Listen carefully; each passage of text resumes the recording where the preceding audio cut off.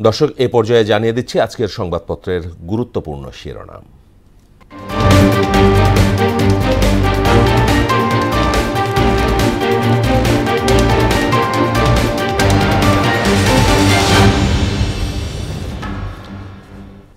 আমার হাতে প্রথমে রয়েছে প্রথম আলো। জানিয়ে দিচ্ছি প্রথম আলোর শিরোনাম।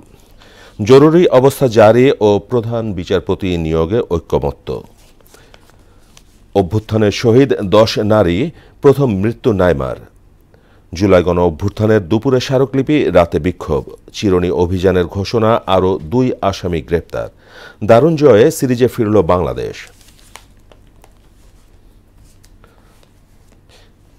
এরপরে রয়েছে দৈনিক ইত্তেফাক।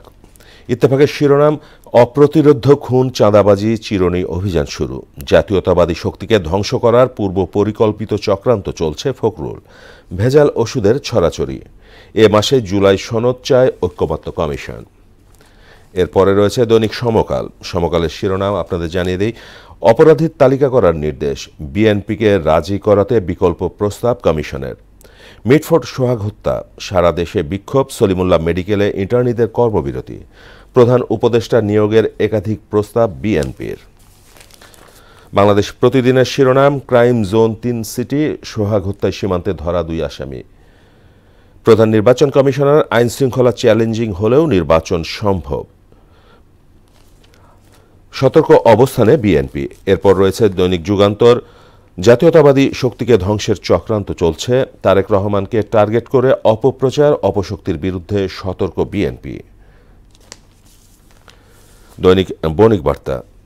সারা দেশে একযোগে ডিসি পদায়নের পরিকল্পনা করছে সরকার। সপ্তাহের ব্যবধানে ডলারের দাম কমেছে 2.5 টাকা।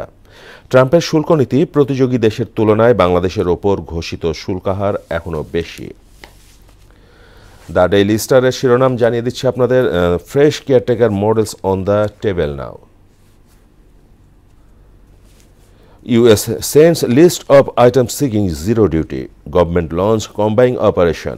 Polls possible in the state of law and order.